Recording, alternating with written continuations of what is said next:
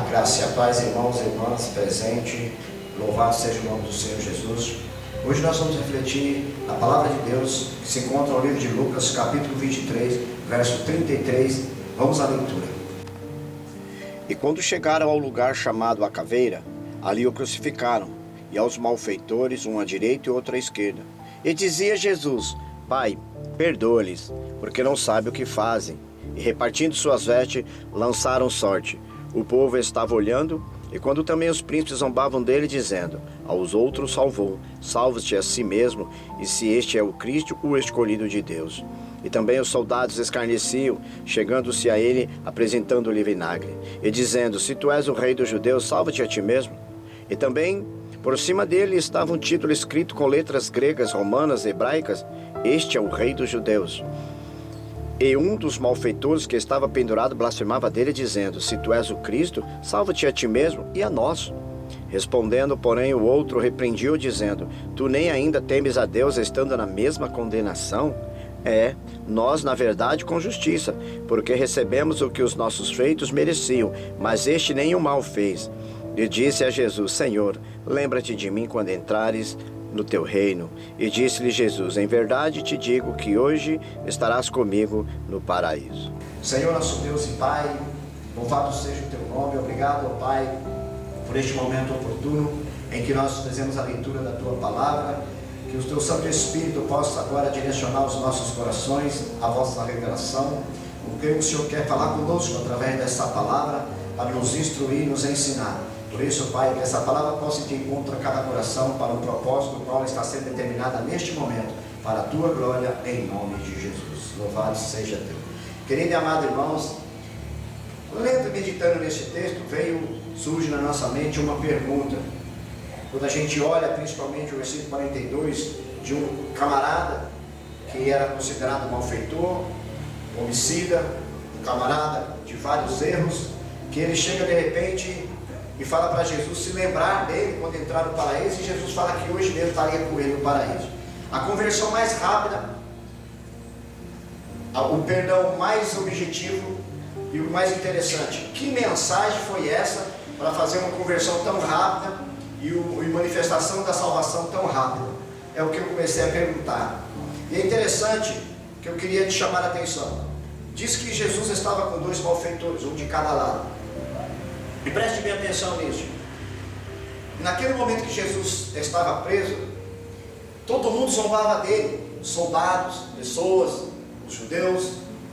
E aí Jesus olha para baixo, acredito eu, com uma dificuldade muito grande, porque ele estava todo machucado, com os olhos inchados, devido à surra, o castigo que ele levou. E ele de repente olha para baixo e fala assim: Pai, perdoa-lhes, eles não sabem o que fazem. Olha que interessante. E aí diz que Jesus ele libera o perdão. Jesus não está pregando o evangelho, Jesus ele não está falando da salvação. Jesus ele está simplesmente vivendo, falando o que ele vive. Ele está aplicando o que ele ensinava. Ele está mostrando para as pessoas que aquilo que ele falava era o que ele tinha vivido. Ele vivia o que falava. E veja que interessante, que a Bíblia diz então que começaram a repartir sorte, lançando sorte. Todos nós sabemos que naquela época as roupas, túnicas, havia muitas túnicas, e algumas túnicas tinham costura, outras túnicas não. E nós vemos aqui que a túnica de Jesus, ela não tinha costura, era uma peça única. E como todos os objetos de Jesus foram lançados sorte, foram rasgados, divididos, a túnica sem ter costura, ela seria danificada se assim fosse feito. Então eles lançaram sorte. Isso me leva a crer que Jesus Cristo ele não andava com uma túnica comum, ele andava com uma túnica especial, uma túnica, vamos se dizer, de marca. Amém? Então cuidado quando a gente julga as pessoas porque ela se veste bem e gosta de roupa de marca. E aqui nós vemos que Jesus então, eles repartiram as vestes de Jesus, lançando sorte. Aí o povo olha, a Bíblia diz que os principais dos ali que estavam, dos homens religiosos, começou a dizer assim: salvou aos outros, salve a ti mesmo, se és o Filho de Deus. Aleluia, você é o escolhido de Deus, você é o Cristo. E aí o que é interessante, os soldados também escarneciam, e os soldados pegam uma esponja cheia de vinagre e levam à boca de Jesus. Para quem não sabe, levaram o vinagre à boca. O vinagre naquela época era considerado como anestésico. Eles queriam de alguma maneira aliviar a dor de Jesus. E outro evangelho você vai ver que Jesus, a primeira vez, ele negou. Por quê? Porque ele não precisava daquilo. Ele tinha que realmente sentir toda a nossa dor, todo o sacrifício, de verdade. Então, quando eles fazem isso, eles estavam tentando aliviar as dores de Jesus, que Jesus negou. E aí eles começam a dizer: tu és rei dos judeus? Salva-te a ti mesmo. E é interessante, igreja, que em cima dele tinha um título. Cada pessoa que era julgada na cruz tinha em cima o julgamento. Por que ele estava lá? Assassino, bandido, ladrão. E o que estava sobre Jesus, ele foi julgado porque ele era considerado o rei judeu. Na verdade, ele era o rei dos judeus. Agora veja que interessante. O versículo 19 diz que um dos malfeitores começou a blasfemar. E o que me chama a atenção é que ele começa a dizer: se tu és o Cristo, salva-te a ti mesmo e a nós. Qual a diferença desse homem para o povo que estava lá embaixo? Esse camarada fazia coisas ruins. Esse camarada nunca ouviu a palavra. Esse camarada nunca ouviu nada de Deus. Esse camarada nem das religiões ele ouviu alguma coisa, porque o malfeitor não tem tempo para isso. E ele agora então, ele lança uma palavra para Jesus: se és o Filho de Deus, se salvou os outros, salve a ti e tira nós também. Ele engatou algo que ele ouvia todo mundo zombando. Ele viu o povo judeu, ele viu os líderes religiosos falando para Jesus: não é filho de Deus? Prova, sai daí, salvou os outros, salve a ti mesmo. Então ele pegou o gancho, porque ele não era religioso. Ele pega o gancho com os religiosos e aí ele lança, só que ele tenta dar um complemento. Ele não quer só que Jesus, na verdade ele queria que Jesus saísse da cruz, mas ele engata: desce, se és o Cristo, desce e salva nós também. Ele queria descer da cruz. E isso nós deparamos muito hoje dentro das igrejas. As pessoas vão para a igreja, querem cura. As pessoas vão para a igreja, querem carro. As pessoas vão para a igreja, querem o resultado, querem o casamento, querem um bom emprego. As pessoas querem tudo de Jesus. Mas na verdade as pessoas querem só isso de Jesus. Elas não querem compromisso com Jesus. Elas não querem o plano de salvação de Jesus. Louvado seja Deus. Então já que você que nos assiste, já pode refletir no teu coração. E essa mensagem é interessante, que aquele camarada começou a usar texto no barulho dos outros, né? Vamos dizer assim, no embalo dos outros, vai no que os outros falam, né? Não ouviu a palavra de Deus. E aí o outro olha para ele e diz assim, repreende o amigo e diz assim: tu ainda não temes a Deus? Estamos na mesma condenação.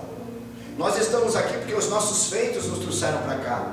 Nós estamos aqui por justiça, nós temos que fazer, nós erramos e estamos aqui. Mas esse não fez nada de mal, ele só fez coisa boa.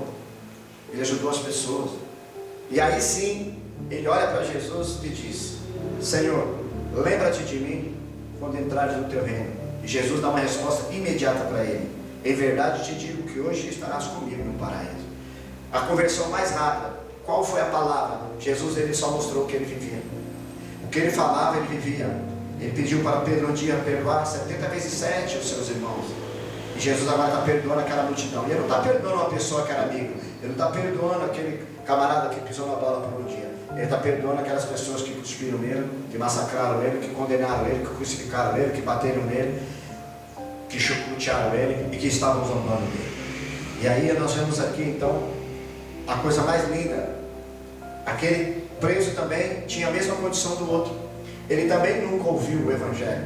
Ele também nunca se posicionou no Evangelho, porque ele tinha a atitude como o outro. Só que ele também ouviu o Evangelho que vinha de baixo. Ele também ouviu os outros dizer: sai, desce e salva-te a ti mesmo. E ele não engatou para ele sair daquilo lá. De repente do coração dele se arrependeu. De repente do coração daquele homem, do Dimas, ele deve ter sentido ali uma coisa terrível, porque ele fala: poxa, nós estamos aqui porque merecemos, mas ele não está aqui, ele não merecia estar aqui. Por que ele não merecia estar aqui? Porque aquela cruz era nossa, aquela cruz era do Dimas, aquela cruz era do outro, era minha, era sua. Jesus não merecia estar ali. Ele não foi porque ele merecia, ele foi porque ele nos ama.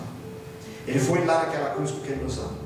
E aí aquele rapaz entendeu que ele estava lá. E eu fico imaginando a mente daquele homem olhando, ouvindo. O outro usou a palavra para poder descer da cruz. E ele usa as mesmas referências que ele teve para fazer a diferença. E ele reconheceu que Jesus tinha um reino. Ele reconheceu que Jesus era Senhor.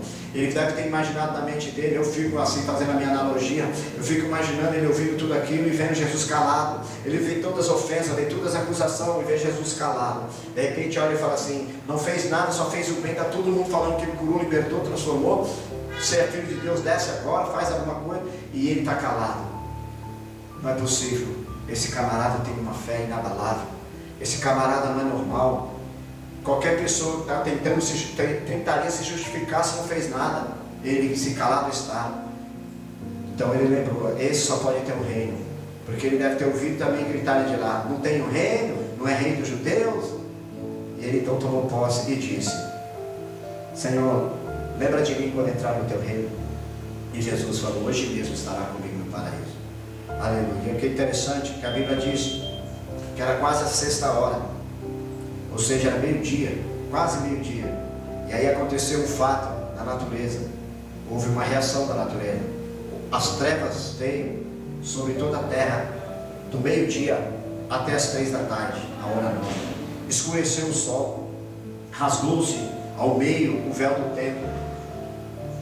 Para quem não sabe, o templo, subir ao altar no templo tinha uma cortina, só podia entrar o sacerdote da vez, e ele entrava para fazer as orações, para levar o sacrifício, para rogar pelo povo, e entrava e não tinha hora para sair. E era um momento como esse, que ele entrava com a corda amarrada no corpo, porque se ele passasse mal, se ele desmaiasse lá dentro, ninguém podia subir, cruzar a cortina para buscá-lo. Então eles puxavam com a corda o corpo para fora. E veja que então aqui tem um mistério tremendo, porque antigamente era selecionado quem subia no altar, os homens preparados para levar o fogo do altar, era tudo programado, não era todo mundo que subia, mas quando o véu foi rasgado, dentro, quando Jesus expirou, quando Jesus determinou a missão dele na terra, que é a salvação, quando foi selado isso, aí o véu se rasga, o sol se escurece, porque na verdade o sol fala, a minha luz é inferior à luz que vai brilhar daqui para frente naqueles que creem. E aí o véu se rasga, abrindo o caminho. Qualquer pessoa que crê em Jesus Cristo tem direito a ir no altar, tem direito a falar com Deus no altar, tem direito a clamar a Deus no altar. Não precisa só do sacerdote, ele mesmo pode abrir a boca e clamar ao trono de Deus. Louvado seja Deus, aleluia. E vemos aí então que aí houve uma reação. Jesus, aí ele abre uma voz bem alta para que todos ouvissem, em grande voz, e diz, Pai, nas tuas mãos entrego o meu espírito, e ali ele partiu. E ali foi Jesus. E na hora que aconteceu isso, com todos os diagnósticos que estavam acontecendo, com tudo que estava acontecendo em volta, com a reação da natureza, o centurião, vendo o que tinha acontecido, deu glória a Deus e disse, na verdade este homem era justo. E toda a multidão que agora estavam juntos para ver o espetáculo do que tinha acontecido, ficaram assustadas e voltaram batendo no peito. Esse verdadeiramente era justo. Qual é a pergunta hoje, pastor? A mensagem de hoje é essa. Às vezes nós queremos ganhar as almas pregando o evangelho, falando palavra bonita, mas aqui está a pregação mais linda que nós vimos, o exemplo. Jesus pregava, ensinava, e na hora de dor, de sofrimento, ele provou que ele pregava. Ele não provou na hora que ele pregava, mostrando que ele era filho de Deus, se exibindo que ele era o Cristo. Ele simplesmente tomou as suas atitudes baseadas, não em condenação, nem no que falavam contra ele, mas naquilo que era real dele. Ele falava do perdão, porque ele, naquele momento ele morre, o sangue derramado era para perdoar pecados, era para o perdão. Então, quero te chamar a atenção. Se você ainda está aquele cristão que entra num culto só para pedir coisas para Deus, amém.